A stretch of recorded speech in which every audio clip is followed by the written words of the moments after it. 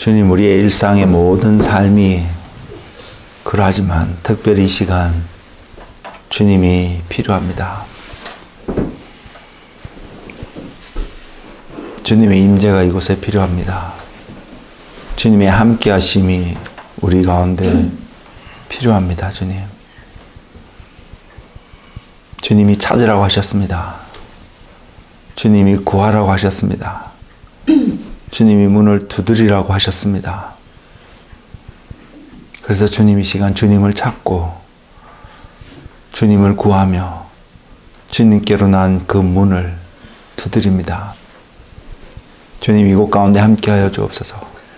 이곳에 임하여 주옵시고 한 사람 한 사람의 마음속에 심령 속에 하늘로부터 전파되어지는 내려오시는 주님의 음성이 들려지는 그런 시간 될 수 있도록 주님 역사하여 주셔서 주님이 하나님 되심을, 주님이 우리의 주인 되시고 주님이 우리의 주권자 되심을 보이시옵소서. 주님, 다른 어떤 것도 필요하지 않습니다. 주님이 필요합니다.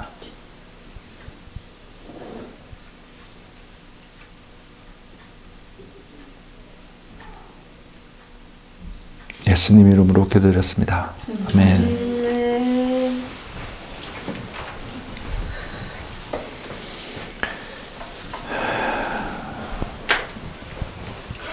오늘 여러분과 함께 나누기를 원하는 말씀의 시작은 시편입니다. 시편 105편 1절에서 4절 말씀입니다. 시편 105편 1절에서 4절 말씀이고요. 말씀의 제목을 주님의 발 앞에서 라고 이렇게 붙였는데 정했습니다. 어제죠. 어제 아침에 있었던 일들을 저는 오늘 여러분에게 좀 나누고자 이곳에 섰습니다. 그래서 주님의 발 앞에 서라는 표현을 붙였고요. 왜 어제 아침이었냐면 금요일날 기도할 때에, 저녁에 우리가 기도할 때에 특별히 저는 그날 지난 금요일날 저녁에는 그 마음이 많이 있었습니다. 하나님, 주님, 오늘 아침, 지금까지 주일 아침에 주일 예배 시간에 무엇을 전하면 될까요? 이런 마음이 평소와 다르게 더 간절한 마음이 있었습니다. 그래서 금요일날 저녁 기도할 때에 하나님께서 그것을 주시면 좋겠다는 마음으로 또한 그 자리에 머물고 있던 시간이 있었습니다. 근데 주님께서 금요일날 기도에 들어가고 난 이후에 오래지 않아서 제게 주신 마음이 뭐냐면 토요일 아침이었습니다. 주님이 정하신 어떤 시간대가 토요일 아침이어서 그래서 주님 앞에 토요일 아침에 나아가야겠구나 이런 생각을 했습니다. 제가 말씀을 준비할 때요, 꼭 토요일 아침이 아닙니다. 일주일 중에 언제라도 그런 감동이 있으면 주님 앞에 내려가기도 하고요. 이곳에 내려오지 않더라도 책상에 앉아서도 감동이 주신 대로 또는 준비를 하기도 하고요. 때로는 일주일 내내 묵상하기도 하고, 때로는 어떻게 보면 굉장히 부끄러운 표현일 수도 있겠지만 몇 번 안에 주님이 마음을 주셔서 준비하고 이렇게 말씀을 나누기도 하고요. 그래서 제가 특별하게 말씀을 준비하는 어떤 특정 시간이 정해져 있지는 않습니다. 그럼에도 불구하고 저의 가장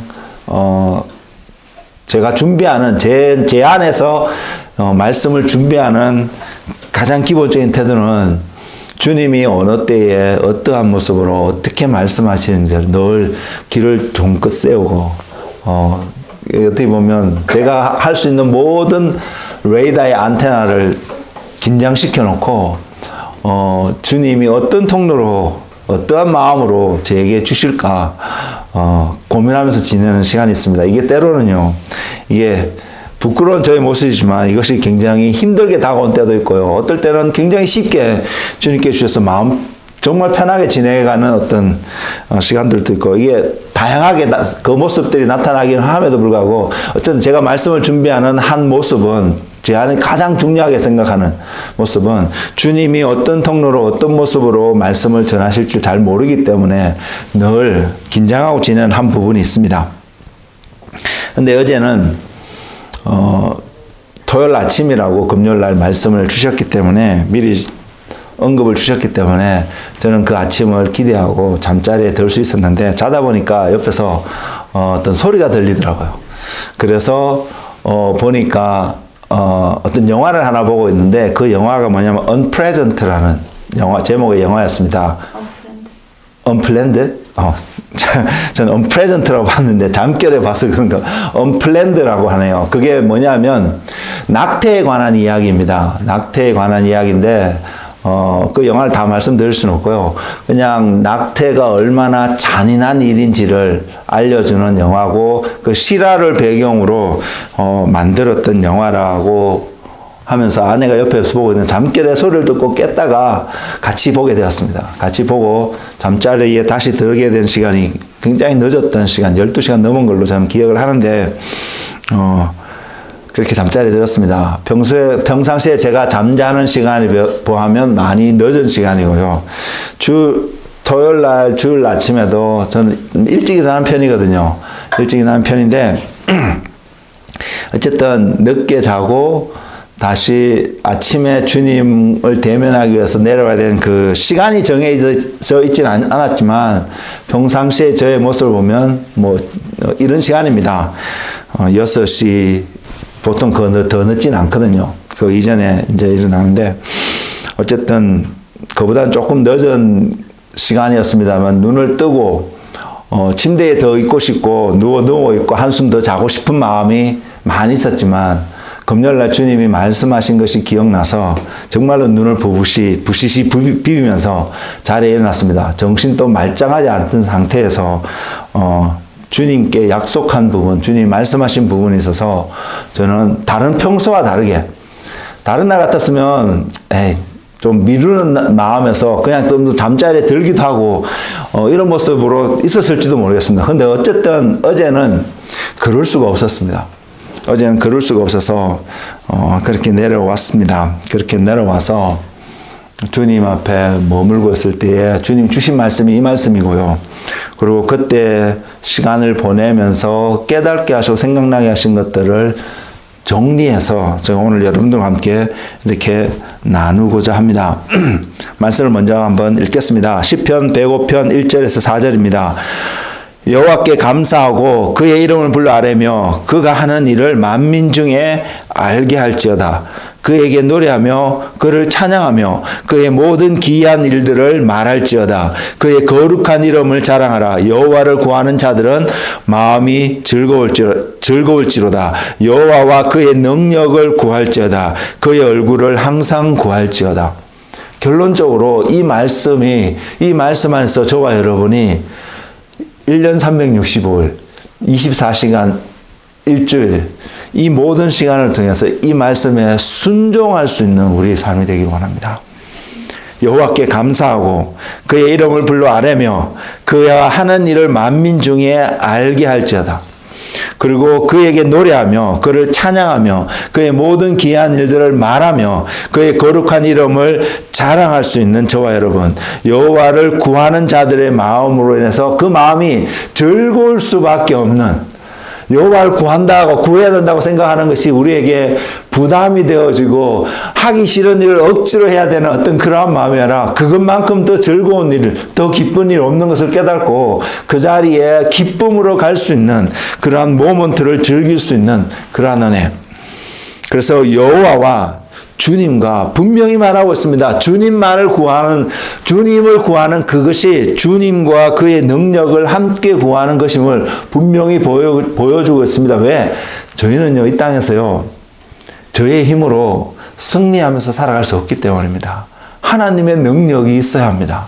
그분의 권능으로 우리가 더딥혀지지 않으면 이 땅에서 결코 믿음의 승리의 나팔을 불면서 살아갈 수 없는 환경이고 우리이기 때문에 우리는 주님의 능력이 또한 필요합니다. 그래서 여호와와 그의 능력을 구하는 은혜가 우리 가운데 부족하지 않기를 저는 너무나도 소망합니다. 그래서 이 말씀 앞에 머물면서 주님 앞에 있을 때에 주님이 주신 마음을 나누는데, 먼저는 이 질문을 여러분에게 던지며 하고자 합니다. 그 질문은 뭐냐면, 여러분의 일상의 삶 속에서 평상시 살아가는 여러분의 모든 삶 속에서 하나님의 말씀이 여러분 삶 속에서 설명이 되어지고 이해가 되어지는 어떤 삶의 모습, 이런 것이 여러분 삶 속에 있으신가요? 다시 말씀드리면 내가 말씀을 읽습니다. 또한 말씀을 듣습니다. 또한 기도의 생활을 통해서 하나님이 음성을 주시고 뭔가 깨닫게 하는 여러 가지 많은 것들이 있을 수 있을 텐데 그 모든 것들이 여러분이 데일리, 데이 투 데이 살아가시는 그 삶 속에서 정말로 말씀하고 계신 그 말씀에 합당하고 실제적이고 다른 어떤 우리가 일어나면 직장에 가야 되는 또한 학교에 가야 되는 어떤 뭔가를 해야 되는 또 하루 세끼 밥을 먹게 되는 어떠한 삶보다도 더 실제적으로 저와 여러분에게 여러분이 읽고 듣고 계시는 모든 말씀들이 여러분 삶 속에 그렇게 다가오고 계신가요? 여러분의 삶이 그 말씀과 일치되어져 가고 아니면 그 말씀이 여러분의 삶의 어떠한 모습을 설명하고 보여주고 있는 어떠한 이런 경험들이 여러분 느끼면서 하루하루를 살아가시나요? 그렇지 않으시다면 그것을 느끼며 경험하고 살아갈 수 있기를 갈급해 하시는 여러분 되시기 바랍니다. 왜? 하나님은 살아계시고요. 하나님 말씀은 진리인데 여러분이 읽고 듣고 하는 말씀과 여러분의 일상의 삶과 거리가 너무 멀다면, 거리가 있다라면 뭔가 문제가 있다는 얘기거든요. 그래서 우리가 그 거리가 있다면 거리가 좁혀질 수 있고 일치되어질 수 있고 이 말씀이 내 삶의 이러한 삶의 영역을 이야기하고 있고 이 말씀을 이 사람들이 이 상황 속에서 하나님의 말씀으로 이렇게 하나님께 이렇게 나아갔기 때문에 내 삶 속에도 동일하게 적용이 되어지는 부분이기 때문에 나도 이렇게 다가가면 하나님 앞에 더 나아갈 수 있겠구나, 믿음의 삶을 살아갈 수 있겠구나 라고 경험되어지고 결정되어져서 그 자리에 들어가시는 한 분 한 분 되시길 주님의 이름으로 권면을 드립니다. 성경에는요 두 부류의 사람이 있습니다. 제가 가끔씩 이 표현을 쓰는데요. 그 두 부류의 사람은 유대인이라는 표현과 이방인이라는 표현으로 분명히 나와 있습니다. 그리고요, 유대인과 이방인을 나누는, 성경에서 이렇게 나누게 된 중요한 기준이 있습니다. 뭐 여러 가지 기준을 1, 2, 3로 이렇게 이야기할 수는 있겠지만 가장 중요한 한 기준이 있습니다. 그 기준은 이것입니다. 여호와 하나님입니다. 유대인으로 불려진 이스라엘 백성들요. 이 이스라엘 백성들이 성경에서 등장하고 성경 속에서 차지하고 성경을 통해서 이 사람들이 표현되어지며 우리에게 던져지는 한 메시지는 하나님의 백성이라는 의미입니다. 하나님의 자녀라는 의미입니다. 반대로 이방인으로 표현되어진 성경에서 나타나는 그 사람들은요. 육신적으로는 저와 여러분이 이방인에 속하는 사람들인데 어쨌든 성경에서 표현된 이방인이라는 그 표현은 하나님께 속하지 않은 사람들을 뜻하는 한 표현으로 성경은 우리에게 보여주고 있습니다. 그래서 유대인과 이방인의 차이는 가장 중요한 것은 여호와 하나님이 그 기준이 되어 있음을 저와 여러분 먼저 볼 수 있기를 바랍니다. 그래서 우리는 이제는 신약 시대에 살기 때문에요. 구약 시대에는 이것이 더 의미 있게 다가왔을지는 모르겠지만 신약 시대이기 때문에 우리가 표현하는 유대인과 이방인으로 표현된 그 단어 자체요. 그 단어 자체는 그렇게 의미가 없게 우리에게 다가올 수 있습니다. 신약 시대에 살기 때문에. 단지 신약 시대에 살기 때문에 그 의미가 이렇게 표현되어질 수 있다라고 말씀드릴 수 있는데 그것은 뭐냐면 그리스도인이냐 그리스도인이 아니냐로 표현되어질 수 있는데 그리스도인과 그리스도인이 아닌 것의 가장 중요한 기준도 저와 여러분의 주일날 교회에서 예배 드리냐 아니냐가 아니라 하나님을 믿고 그리스도를 구주로 영접하고 그분을 따라가는 삶을 살아가는 사람들과 그렇지 않은 사람들로 분명히 구분을 지을 수 있습니다. 그것이 그리스도인이고 그리스도인이 아닌 사람들입니다. 여기서 한 가지 먼저 말씀을 드리고 더 진행하기를 원하는데요. 제가 구약시대에는 유대인과 이방인으로 표현되어진 것이 신약시대에는 그리스도인과 비그리스도인으로 표현되어지기 때문에 여러분의 은연 중에 또한 들어왔던 많은 생각 속에 그러면 오늘날 유대인의 의미는 전혀 없느냐? 전혀 그렇지 않습니다.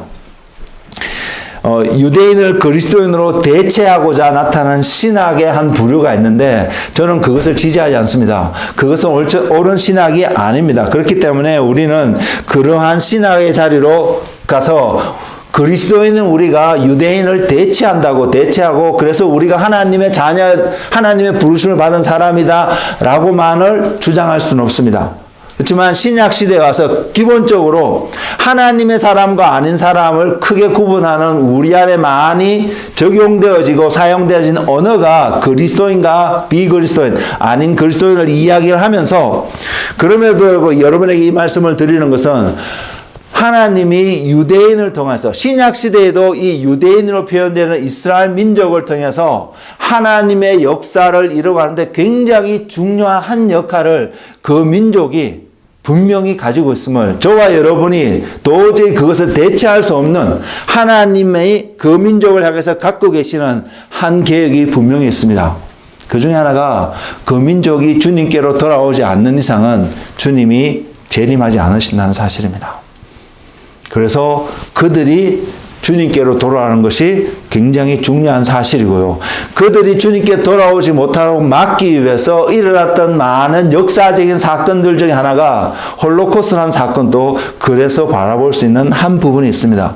그래서 우리는 유대인들이 복음 안에서 주님과 화해되어지는 사건들이 지금 많이 일어나고 있는데 앞으로도 더 많이 일어나서 그들이 주님께 돌아오기를 우리는 기도해야 될 필요가 우리 안에도 있습니다.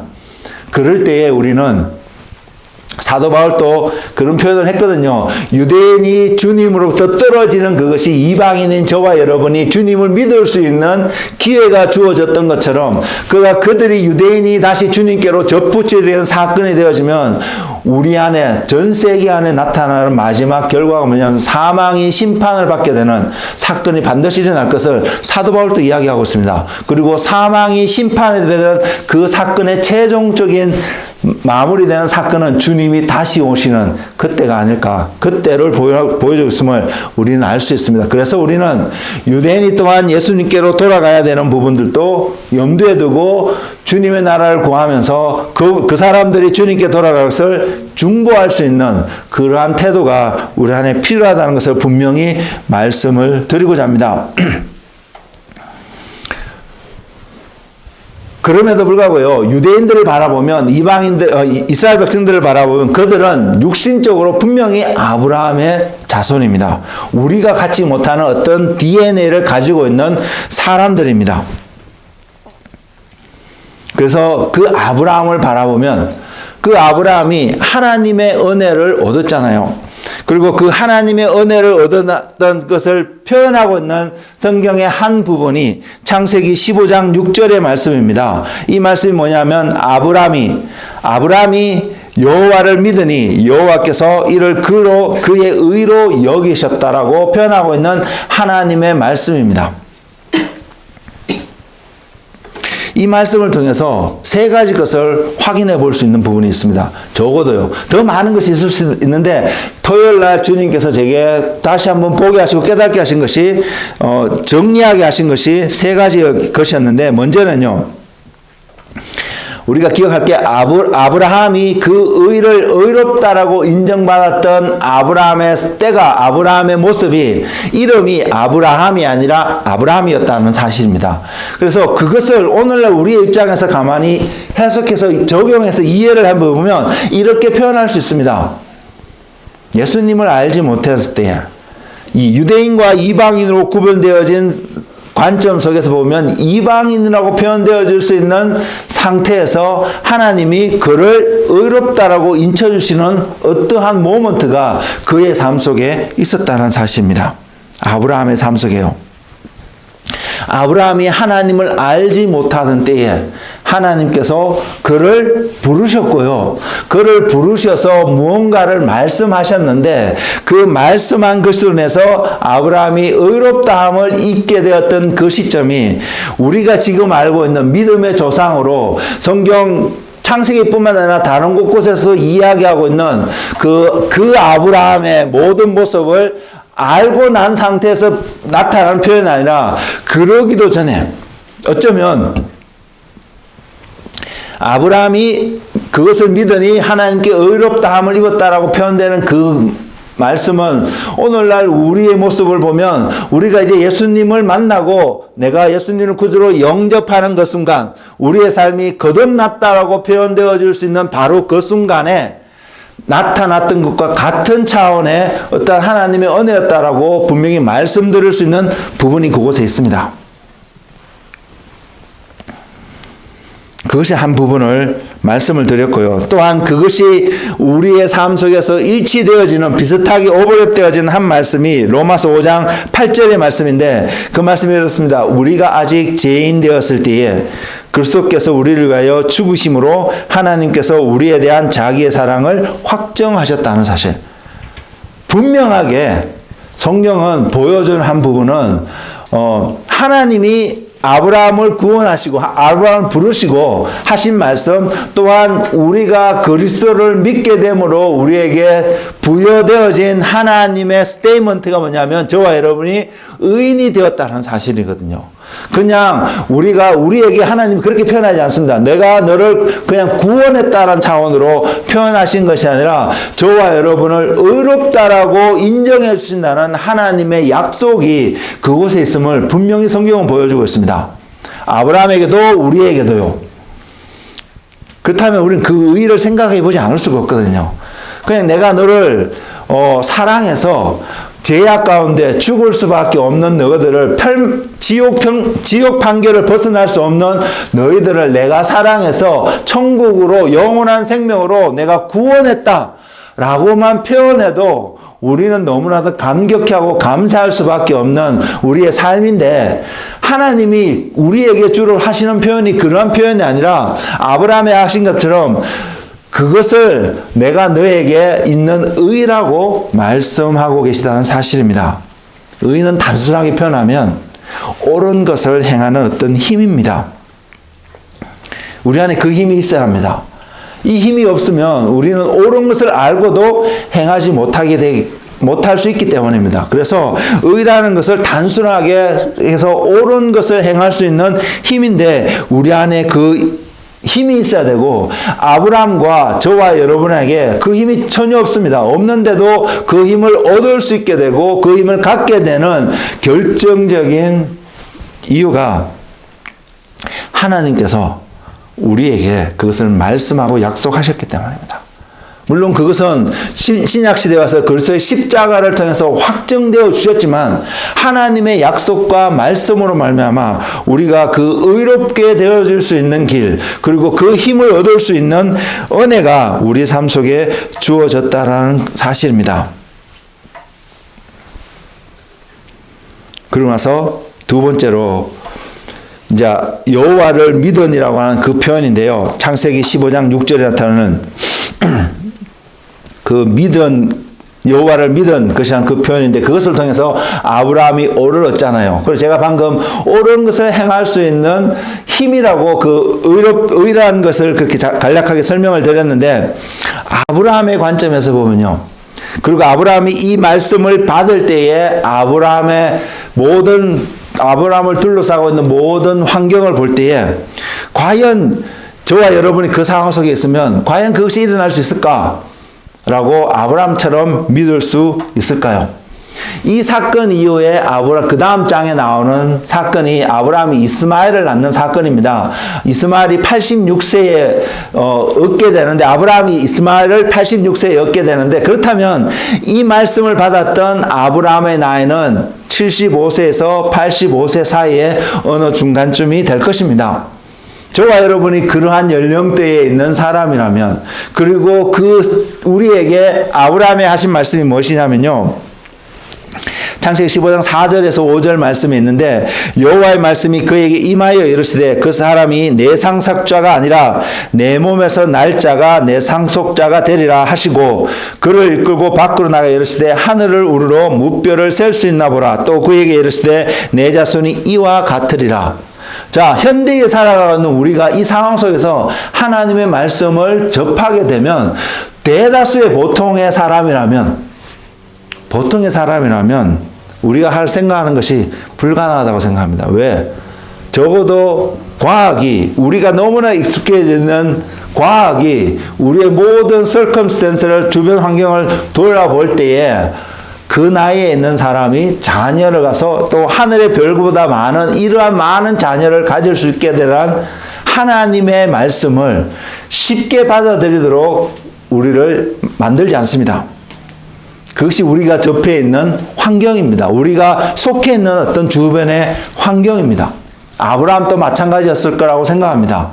그 환경 속에서 하나님이 불가능해 보이는 어떤 말씀을 하고 계시거든요. 그리고 아브라함은 그냥 내가 이것을 소망하기 때문에 얻은 것이 아닙니다. 아브라함이 지금 하나님 앞에 이런 대화를 할 당시 아브라함의 마음의 상태는 자기 몸에서 나는 자녀가 있을 것이라는 기대치를 전혀 갖고 있지 않은 상태였습니다.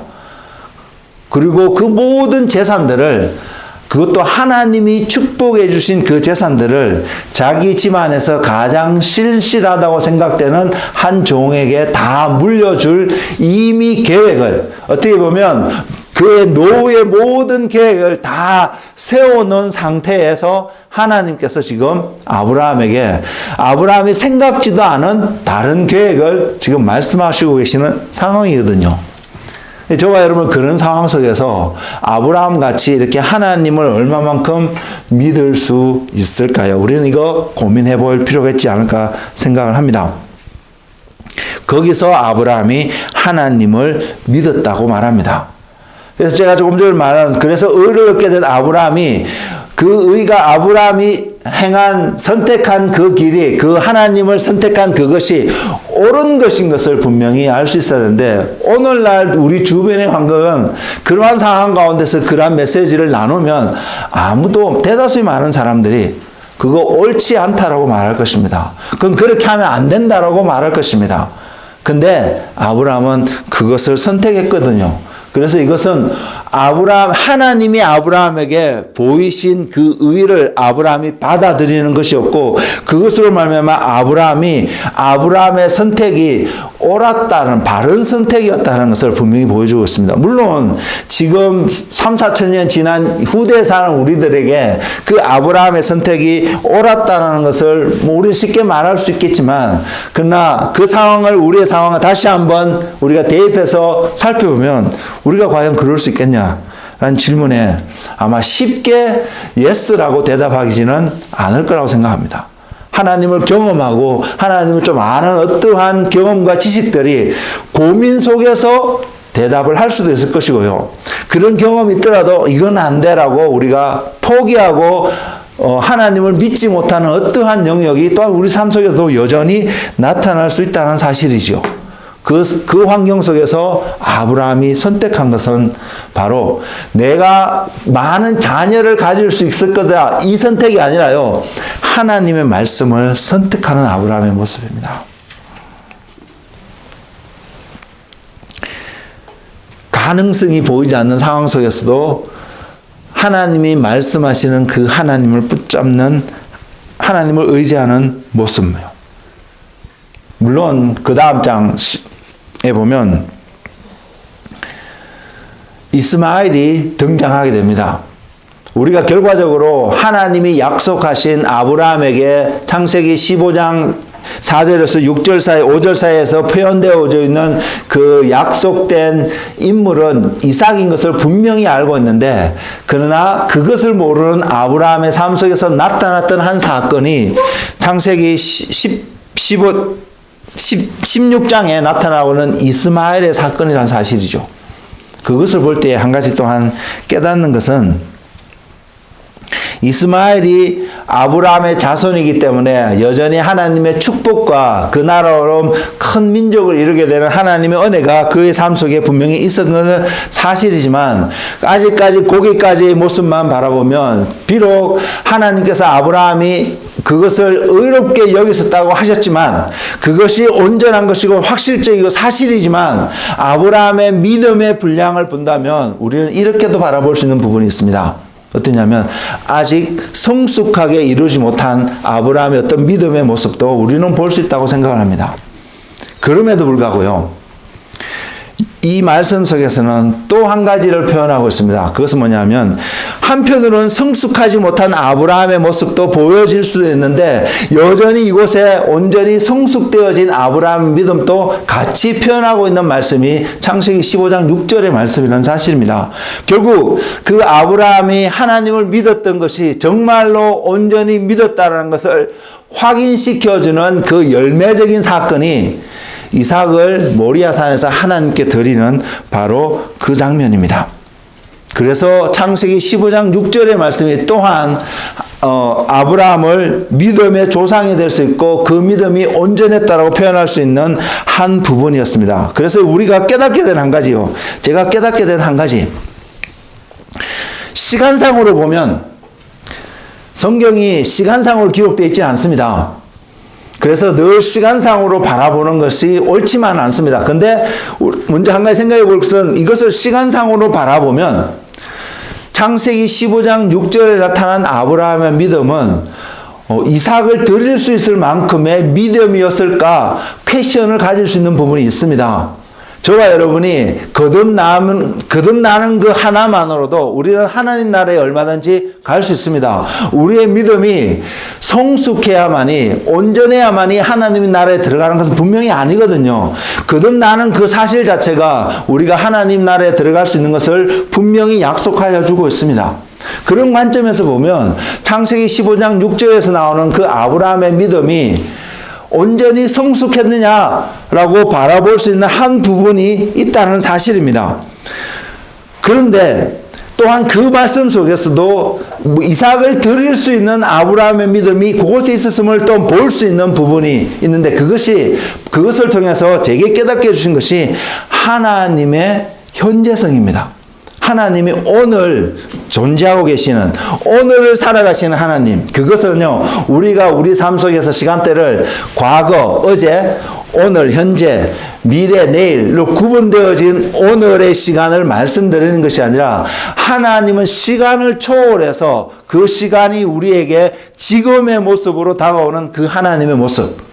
그래서 과거에 말씀하시는 그 하나님이 우리의 관점에서는 미래의 것을 말씀하시는데 미래를 보고 계시는데 하나님의 입장에서는 그것이 여전히 오늘이라는 관점에서 표현되고 있다는 사실요. 과거의 것을 이야기하시는데 그 과거가 우리에게는 과거이지만 하나님은 여전히 오늘의 이야기로 표현되어지고 있는 그 하나님. 오늘은 당연히 오늘이고요.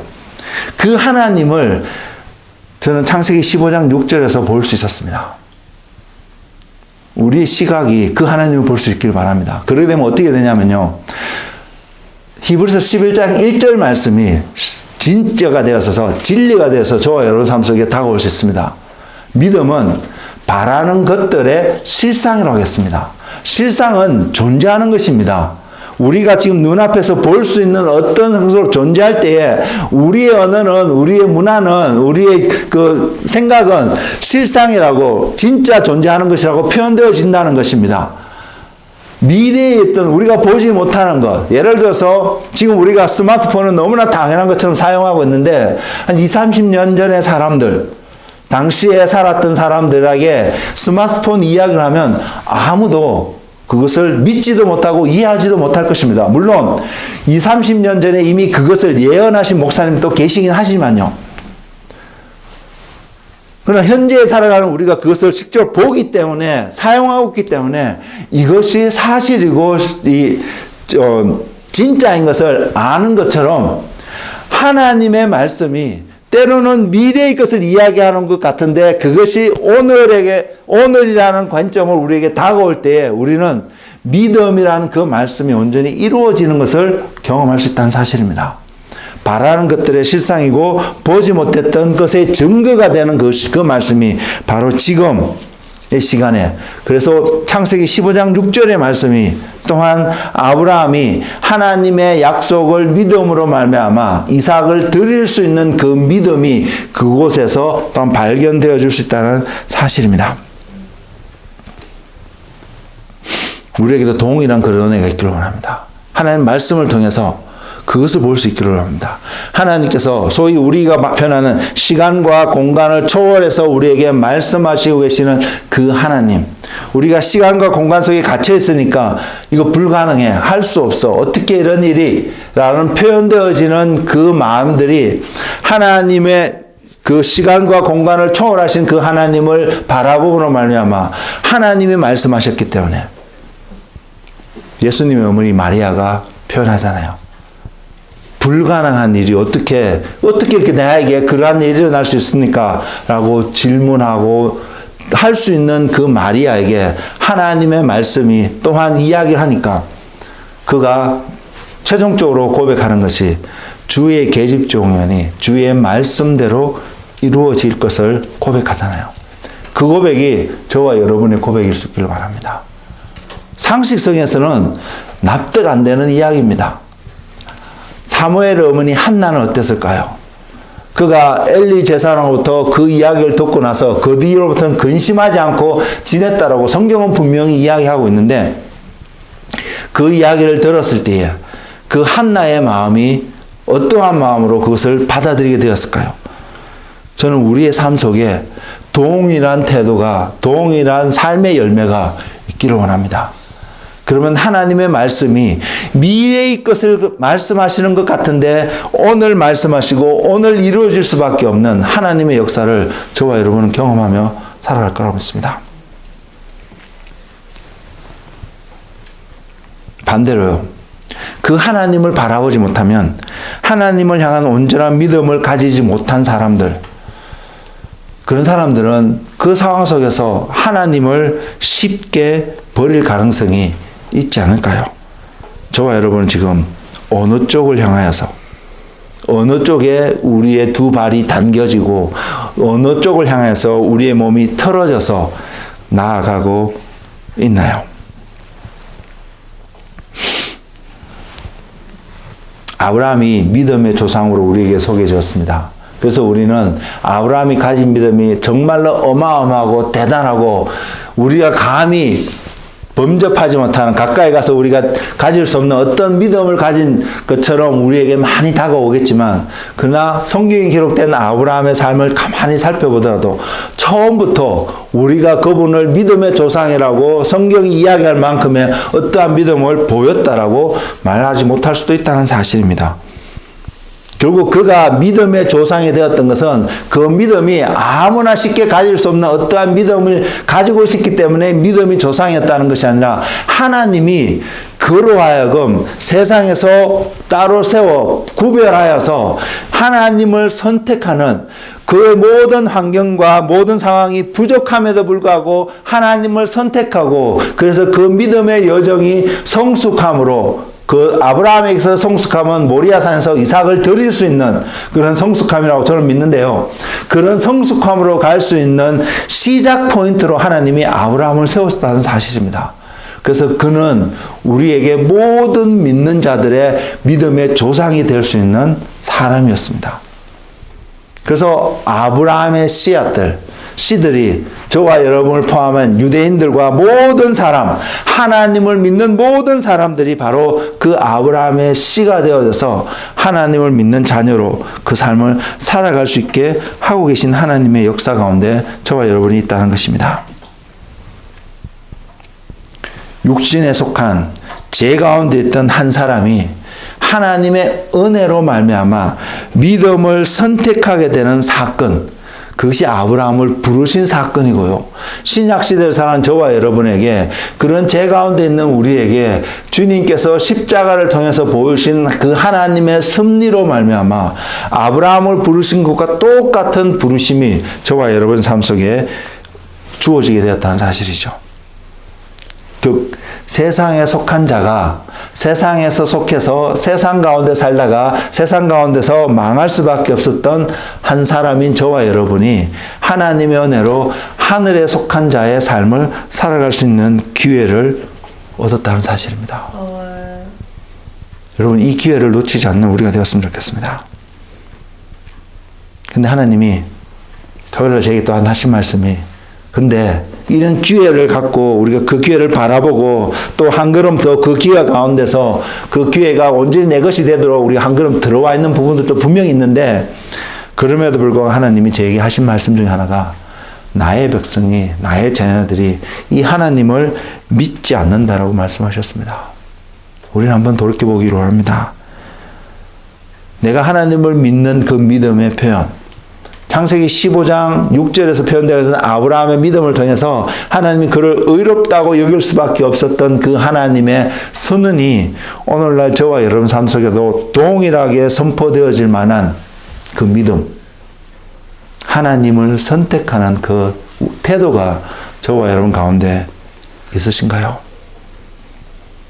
하나님을 믿지 않는다, 이런 차원의 것이야. 그래서 입으로 시인하여서 구원에 이르는, 하나님을 믿음으로, 주님을 믿음으로 구원을 이루는 그러한 차원의 것이 아니라, 그러한 표현의 것이 아니라, 지금 일상의 삶 속에서, 우리의 삶 속에 하나님을 믿기 때문에 내가 하나님을 먼저 선택하는 어떠한 삶의 모습들이 저와 여러분 삶 속에 있냐는 사실입니다.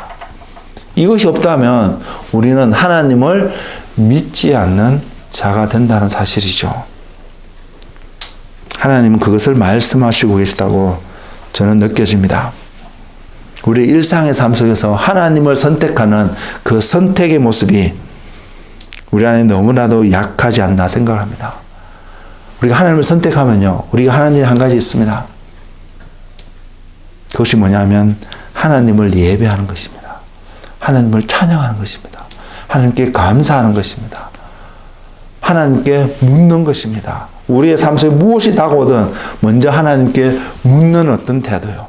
또 우리의 삶 속에서 하나님이 행하신 일을 볼 수 있기 때문에 하나님을 찬양할 수밖에 없는 그 태도요. 그 말씀이 시편 105편 1절에서 4절 말씀 아닐까 생각합니다. 또한 그 위에 있는 말씀도 한번 보기로 하는데, 시편 105편 4절에서 10절 말씀을 한번 보면요, 여호와와 그의 능력을 구할지어다. 그의 얼굴을 항상 구할지어다. 그의 종 아브라함의 후손 곧 택하신 야곱의 자손 너희는 그가 행하신 기적과 그의 이적과 그의 입을 판단을 기억할지어다. 그는 여호와 우리 하나님이시라. 그의 판단이 온 땅에 있도다. 그는 그의 언약 곧 천대에 걸쳐 명령하신 말씀을 영원히 기억하셨으니 이것은 아브라함과 맺은 언약이고 이삭에게 하신 맹세이며 야곱에게 세우신 율례 곧 이스라엘에게 하신 영원한 언약이라. 우리 이 언약을 여러분 매일의 삶 속에서 바라보고 살아가고 계시나요? 하나님과 그분의 자녀 속에서는 이 영원한 언약이 분명히 존재합니다. 이 언약은 구원만을 이야기하지 않습니다. 우리가 천국에 가는 것만을 이야기하지 않습니다. 이 땅에서 하나님의 자녀로 어떠한 하나님과 동행하는 기쁨을 누리고 살아갈 수 있는 그 모든 것을 포함한 그 언약을 하나님이 말씀하고 계십니다. 그래서 우리는 우리 삶 속에서 그 질문을 던져보기로 합니다.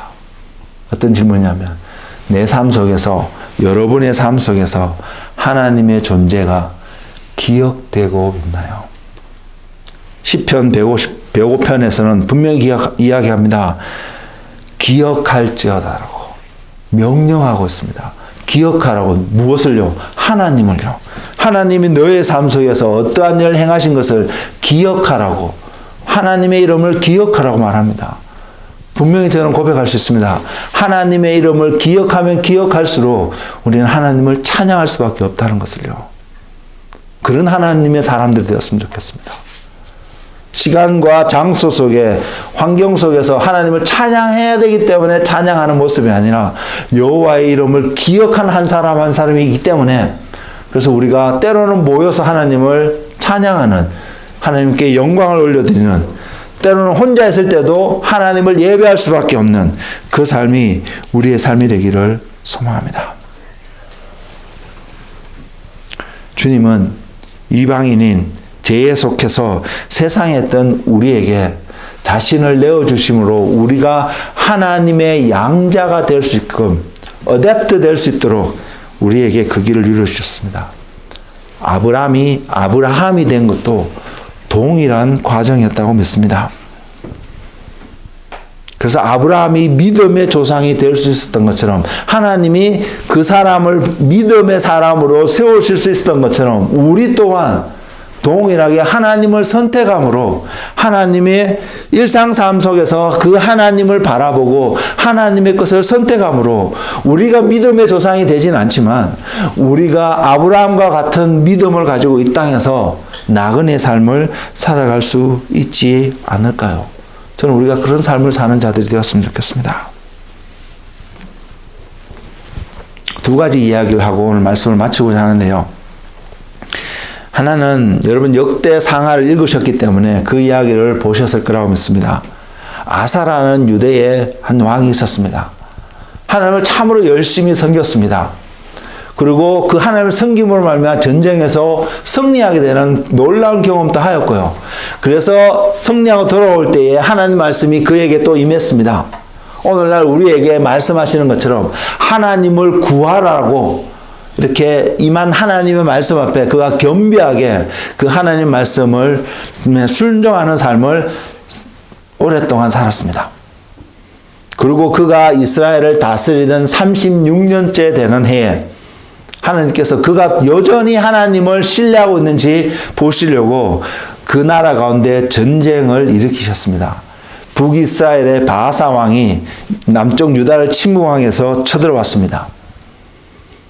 그때는 아사가 과거에 전쟁을 하면서 하나님을 의지하며 나아갔던 것 같은 모습으로 전쟁에 나아가지 않았습니다.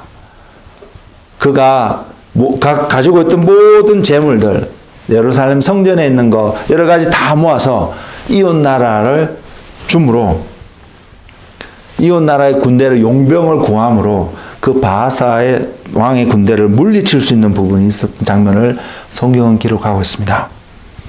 그리고 또 한 이야기가 그곳에 있습니다.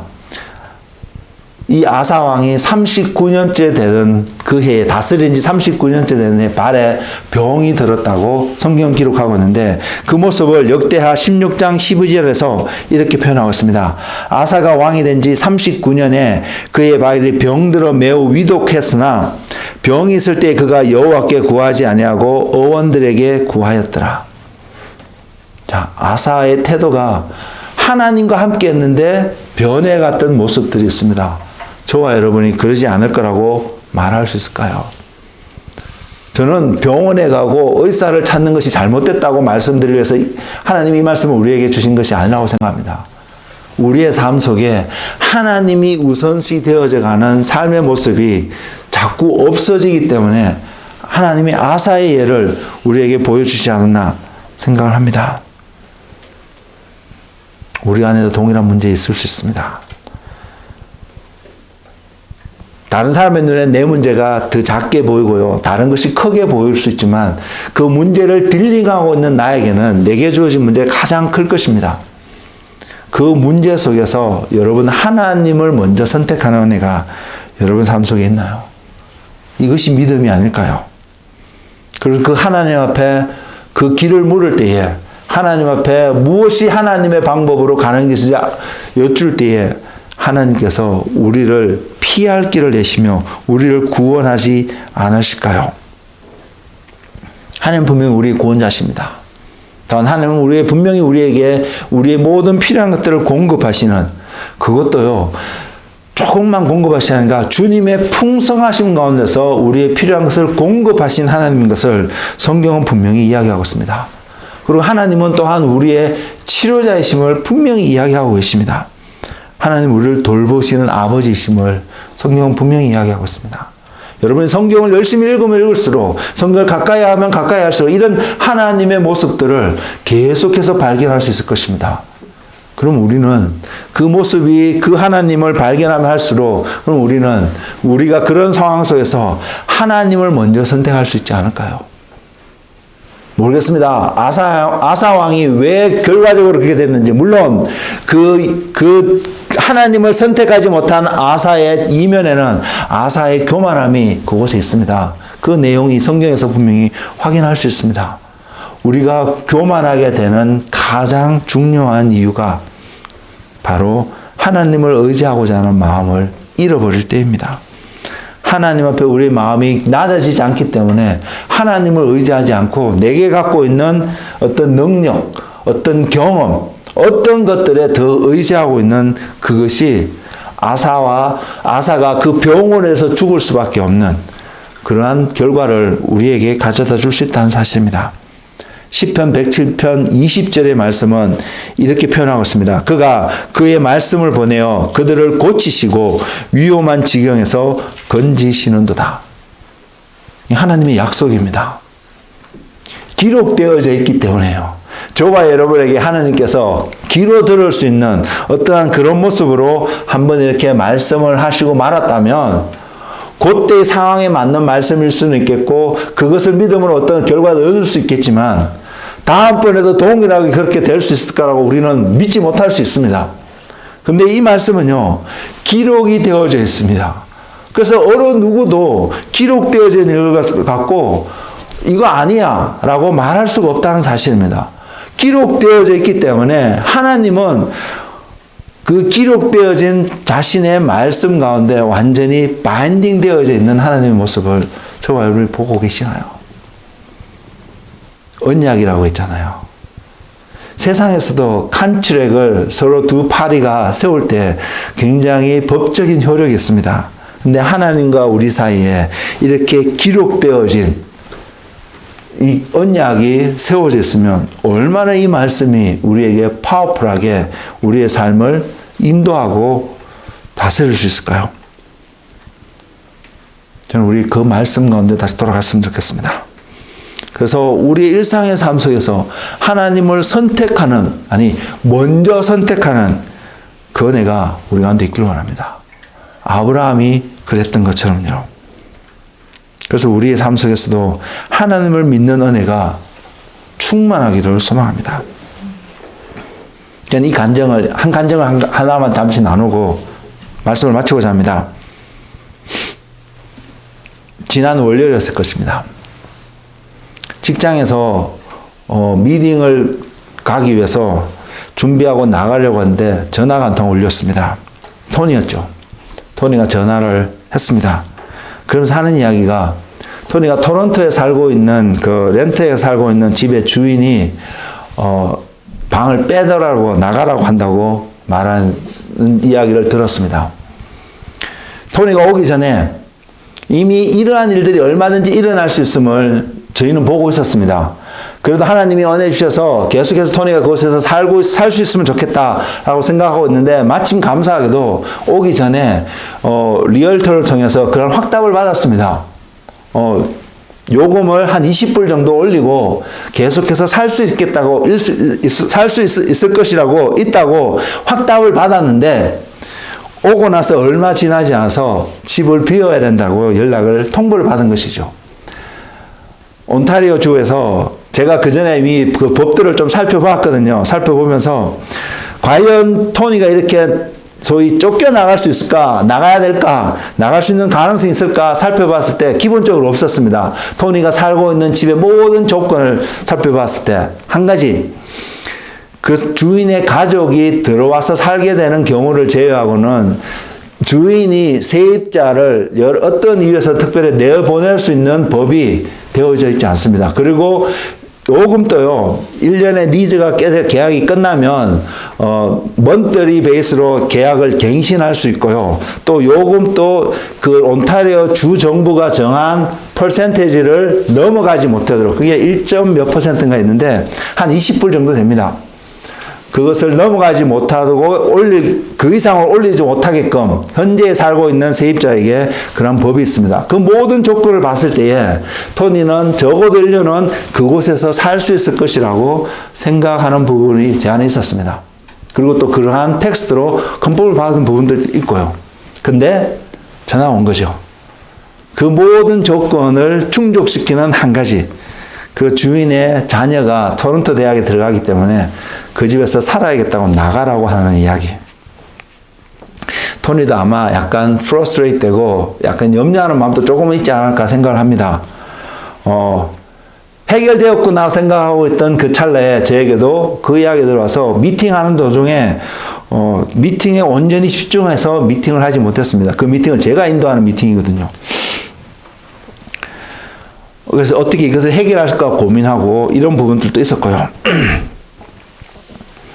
근데 화요일 날 그리고 집에 와서 뭐 어쩔 수 없잖아요. 나가야 되고 또 구해야 되고, 그리고 지금 토론토의 다운타운의 그 시세가 현재 토니가 지금 내는 것보다 똑같은 차원의 콘도를 얻으려면 400불에서 500불은 더 지불해야 얻을 수 있는 어떤 부분이 있었습니다. 토니 이야기가 제 마음에 제가 겪었던 이야기입니다. 그것을 보면서 그날 특별히 하나님께 드리기로 한 시간들이 있었기 때문에 그날 저녁에 퇴근하고 집에 와서 저녁 시간에 하나님께 기도의 자리를 갔었습니다. 되게 금전적으로는 그렇게 부담이 되지 않았습니다. 그것은 제가 있기 때문이 아니라 저는 아직도 없습니다. 여러분의 통장과 제 통장을 비교하면 여전히 제 통장에 있는 돈이 더 없을 것입니다. 근데 없습니다. 근데도 금전적으로는 그렇게 염려되지 않았습니다. 근데 문제는 제 마음속에 한 가지 약간의 불안함은 어디에 이 아이가 적어도 한 해의 시간을 보내면서 공부에 집중하면서 살아갈 수 있을까, 이런 마음을 갖고 기도의 자리에 가게 되었거든요. 근데 기도의 자리 속에서 하나님이 저를 딜링했었던 부분은, 제가 하나님께 기도했던 부분은 하나님 물론 토니에게 적합한 장소를 알려달라고, 어디서 토니가 지나면 좋을지 하나님을 알게 해달라고 이런 기도를 한마디 정도는 드렸는데, 그 대부분의 기도의 시간은 제가 그곳에 그런 기도를 하지 않았습니다. 어떤 기도를 했냐면, 하나님을 신뢰하지 못하는 제 마음을 딜링하고요, 그 하나님 앞에서 그 부끄러운 저 자신을 돌이키고 회개하는 어떤 시간을 보냈습니다. 그리고 기도 마치고 그 다음날 직장에 갔다가 토니를 픽업해서 오는데 토니가 하는 이야기가, 주인이 한 해 동안 더 지내야 된다는 답을 줬다는 것이죠.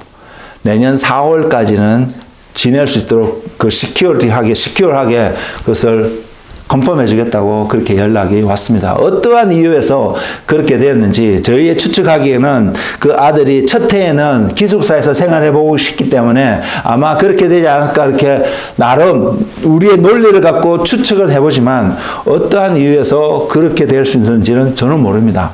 그러나 단지 그 사건을 통해서 하나님이 제게 깨닫게 하신 것은, 하나님을 믿는 믿음의 그 훈련 과정과 하나님을 선택하고 하나님을 신뢰하는 그 삶의 모습이 우리로 하여금 하나님이 우리의 삶 속에서 역사하게 하신다는 사실입니다. 그리고 4월까지는 그 장소가 시큐어에 되어졌기 때문에 토니가 내년도의 계획을 비워보면 최적의 조건으로 토니는 그곳에 지낼 수 있게 되었습니다. 물론 4월 이후에는 3학년이 마치면 코앞을 계획하고 있어서 그곳에 계속 있을지 다른 주로 가게 될지 아직 아무것도 모르는 상황이지만, 그러나 하나님을 선택하고 하나님을 바라보는 저의 마음이 그 사건을 통해서 하나님이 세밀하게 우리의 일상의 삶 속에서 이렇게 역사하고 계시는구나, 하나님이 우리의 삶을 인도하고 계시는구나, 그래서 하나님을 선택하는 그 결단을 앞으로도 또 할 수 있겠구나라는 힘을 얻는 하나의 작은 하나님의 역사였습니다. 여러분 삶들은 어떠신가요? 여러분이 지금 겪고 있는 그 여정 속에서, 걸어가시는 그 길 속에서 하나님이 하나님 되시는 어떠한 여정으로 여러분 걸어가고 계신가요? 만일 그러지 않다면 우리 돌이켰으면 좋겠습니다. 그리고 그 여정 가운데 있으시다면 우린 여전히 하나님을 바라보고 그분의 얼굴을 구하는 한 사람 한 사람 주님의 자녀가 되었으면 좋겠습니다.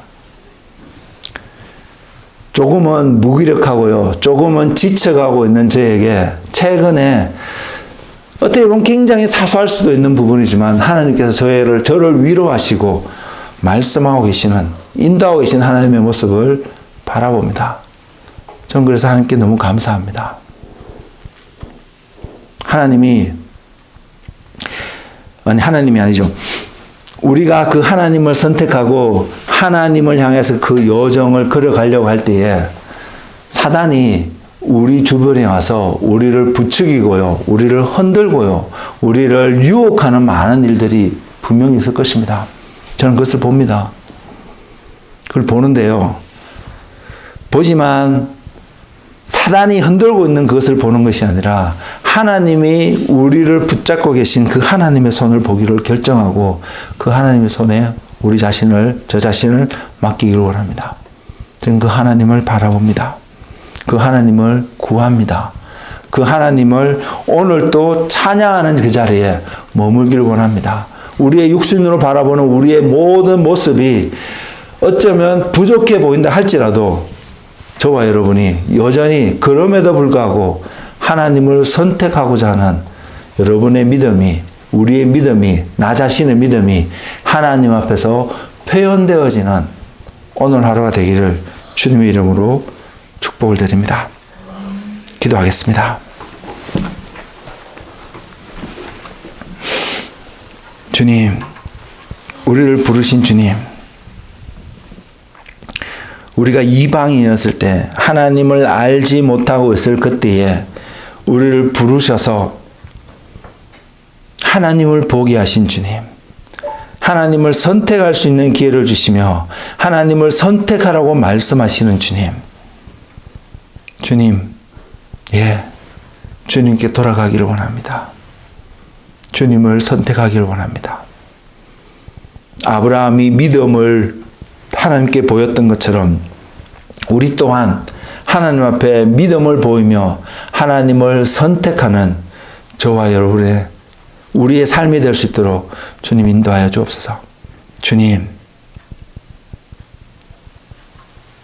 말씀하여 주옵소서. 말씀을 보내셔서 우리를 위험감 가운데, 어려움 가운데 우리를 구원하시는, 인도하시는 그 하나님의 인도하심을 보게 하여 주시옵소서. 그리고 그래서 오늘 또 하나님을 찬양하고 하나님을 예배할 수밖에 없는 그 정당함, 그 오름이 우리 안에서 충만하도록 성령님 역사하여 주시옵소서. 감사하고 예수님의 이름으로 기도드렸습니다. 아멘.